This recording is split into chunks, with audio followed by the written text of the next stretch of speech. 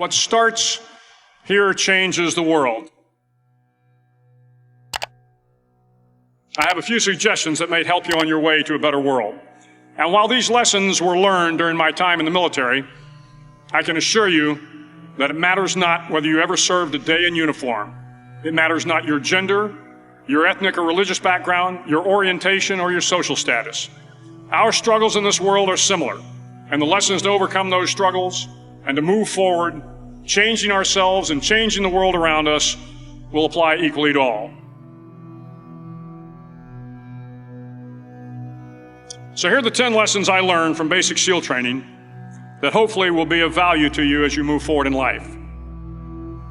Every morning in SEAL training, my instructors, who at the time were all Vietnam veterans, would show up in my barracks room, and the first thing they'd do was inspect my bed. If you did it right, the corners would be square, the covers would be pulled tight, the pillow centered just under the headboard, and the extra blanket folded neatly at the foot of the rack. It was a simple task, mundane at best, but every morning we were required to make our bed to perfection. It seemed a little ridiculous at the time, particularly in light of the fact that we were aspiring to be real warriors, tough, battle-hardened SEALs. But the wisdom of this simple act has been proven to me many times over. If you make your bed every morning, you will have accomplished the first task of the day. It will give you a small sense of pride, and it will encourage you to do another task, and another, and another. And by the end of the day, that one task completed will have turned into many tasks completed. Making your bed will also reinforce the fact that the little things in life matter. If you can't do the little things right, you'll never be able to do the big things right. And if by chance you have a miserable day, you will come home to a bed that is made, that you made. And a made bed gives you encouragement that tomorrow will be better. So if you want to change the world, start off by making your bed.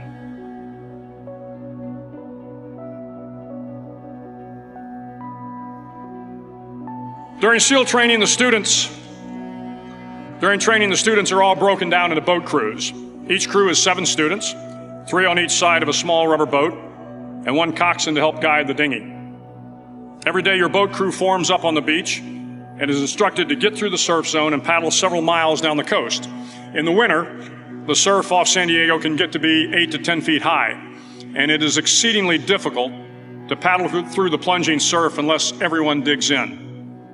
Every paddle must be synchronized to the stroke count of the coxswain. Everyone must exert equal effort, or the boat will turn against the wave and be unceremoniously dumped back on the beach.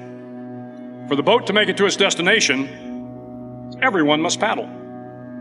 You can't change the world alone. You will need some help. And to truly get from your starting point to your destination takes friends, colleagues, the goodwill of strangers, and a strong coxswain to guide you. If you want to change the world, find someone to help you paddle. Over a few weeks of difficult training, my SEAL class, which started with 150 men, was down to just 42. There were now 6 boat crews of 7 men each. I was in the boat with the tall guys, but the best boat crew we had was made up of the little guys, the Munchkin crew, we called them. No one was over 5'5". The Munchkin boat crew had 1 American Indian, 1 African American, 1 Polish American, 1 Greek American, 1 Italian American, and 2 tough kids from the Midwest. They out-paddled, outran, and outswam all the other boat crews. The big men in the other boat crews would always make good-natured fun of the tiny little flippers the Munchkins put on their tiny little feet prior to every swim. But somehow these little guys from every corner of the nation and the world always had the last laugh, swimming faster than everyone and reaching the shore long before the rest of us. SEAL training was a great equalizer. Nothing mattered but your will to succeed, not your color, not your ethnic background, not your education, not your social status. If you want to change the world, measure a person by the size of their heart, not by the size of their flippers. Several times a week, the instructors would line up the class and do a uniform inspection. It was exceptionally thorough. Your hat had to be perfectly starched, your uniform immaculately pressed, your belt buckle shiny and void of any smudges. But it seemed that no matter how much effort you put into starching your hat or pressing your uniform or polishing your belt buckle, it just wasn't good enough. The instructors would find something wrong. For failing uniform inspection, the student had to run, fully clothed, into the surf zone, then wet from head to toe, roll around on the beach until every part of your body was covered with sand. The effect was known as a sugar cookie. You stayed in the uniform the rest of the day, cold, wet, and sandy. There were many a student who just couldn't accept the fact that all their efforts were in vain, that no matter how hard they tried to get the uniform right, it went unappreciated. Those students didn't make it through training. Those students didn't understand the purpose of the drill. You were never going to succeed. You were never going to have a perfect uniform. The instructors weren't going to allow it. Sometimes, no matter how well you prepare or how well you perform, you still end up as a sugar cookie. It's just the way life is sometimes. If you want to change the world, get over being a sugar cookie and keep moving forward. Every day during training, you were challenged with multiple physical events: long runs, long swims, obstacle courses, hours of calisthenics, something designed to test your mettle. Every event had standards, times you had to meet. If you failed to meet those times, those standards, your name was posted on a list, and at the end of the day, those on the list were invited to a circus. A circus was 2 hours of additional calisthenics, designed to wear you down, to break your spirit, to force you to quit. No one wanted a circus. A circus meant that for that day, you didn't measure up. A circus meant more fatigue, and more fatigue meant that the following day would be more difficult and more circuses were likely. But at some time during SEAL training, everyone made the circus list. But an interesting thing happened to those who were constantly on the list. Over time, those students who did 2 hours of extra calisthenics got stronger and stronger. The pain of the circuses built inner strength and physical resiliency. Life is filled with circuses. You will fail. You will likely fail often. It will be painful. It will be discouraging. At times, it will test you to your very core. But if you want to change the world, don't be afraid of the circuses. At least twice a week, the trainees were required to run the obstacle course. The obstacle course contained 25 obstacles, including a 10-foot wall, a 30-foot cargo net, a barbed wire crawl, to name a few. But the most challenging obstacle was the slide for life. It had a 3-level, 30-foot tower at one end and a 1-level tower at the other. In between was a 200-foot long rope. You had to climb the 3-tiered tower, and once at the top, you grabbed the rope, swung underneath the rope, and pulled yourself hand over hand until you got to the other end. The record for the obstacle course had stood for years when my class began in 1977. The record seemed unbeatable until one day a student decided to go down the slide for life head first. Instead of swinging his body underneath the rope and inching his way down, he bravely mounted the top of the rope and thrust himself forward. It was a dangerous move, seemingly foolish and fraught with risk. Failure could mean injury and being dropped from the course. Without hesitation, the student slid down the rope perilously fast.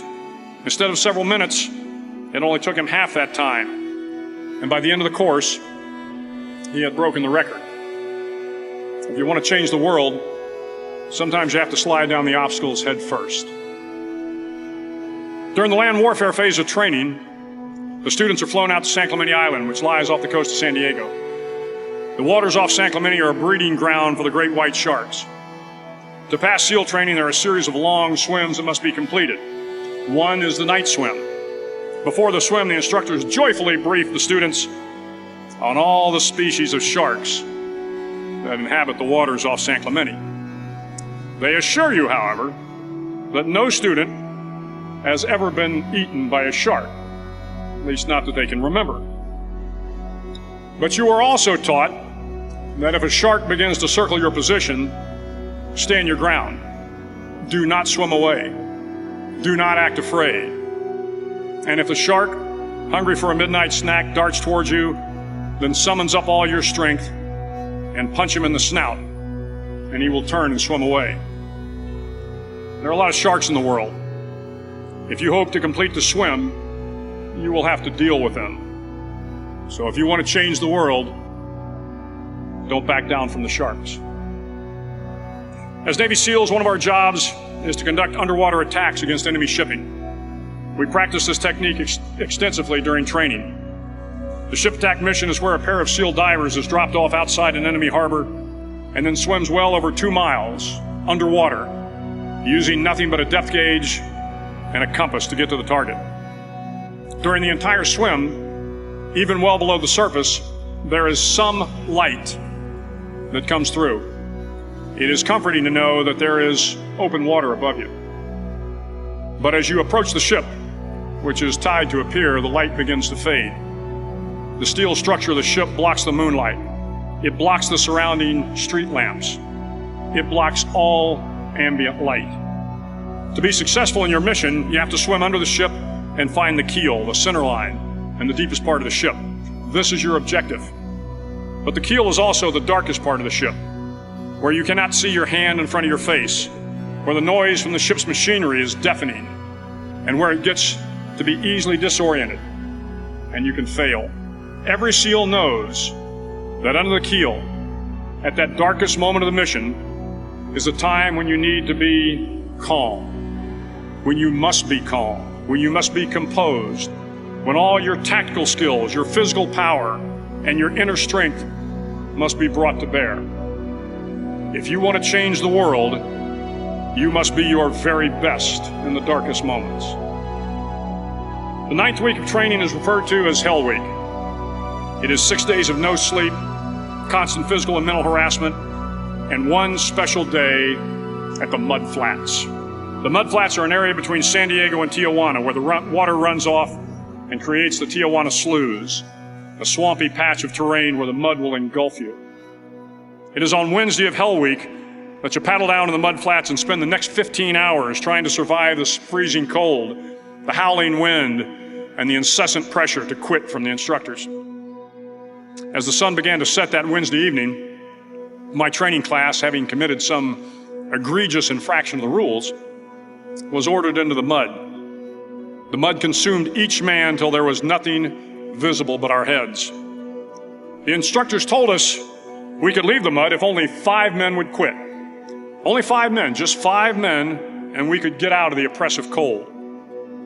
Looking around the mud flat, it was apparent that some students were about to give up. It was still over 8 hours till the sun came up. 8 more hours of bone-chilling cold. The chattering teeth and the shivering moans of the trainees were so loud, it was hard to hear anything. And then one voice began to echo through the night. One voice raised in song. The song was terribly out of tune, but sung with great enthusiasm. One voice became 2, and 2 became 3, and before long, everyone in the class was singing. The instructors threatened us with more time in the mud if we kept up the singing, but the singing persisted, and somehow the mud seemed a little warmer, and the wind a little tamer, and the dawn not so far away. If I have learned anything in my time traveling the world, it is the power of hope, the power of one person, a Washington, a Lincoln, King, Mandela, and even a young girl from Pakistan, Malala. One person can change the world by giving people hope. So if you want to change the world, start singing when you're up to your neck in mud. Finally, in SEAL training, there's a bell. A brass bell that hangs in the center of the compound for all the students to see. All you have to do to quit is ring the bell. Ring the bell, and you no longer have to wake up at 5 o'clock. Ring the bell, and you no longer have to be in the freezing cold swims. Ring the bell, and you no longer have to do the runs, the obstacle course, the PT, and you no longer have to endure the hardships of training. All you have to do is ring the bell to get out. If you want to change the world, don't ever, ever ring the bell. It will not be easy. Start each day with a task completed. Find someone to help you through life. Respect everyone. Know that life is not fair and that you will fail often. But if you take some risks, step up when the times are the toughest, face down the bullies, lift up the downtrodden, and never, ever give up. If you do these things, the next generation and the generations that follow will live in a world far better than the one we have today. And what started here will indeed have changed the world for the better. Thank you very much.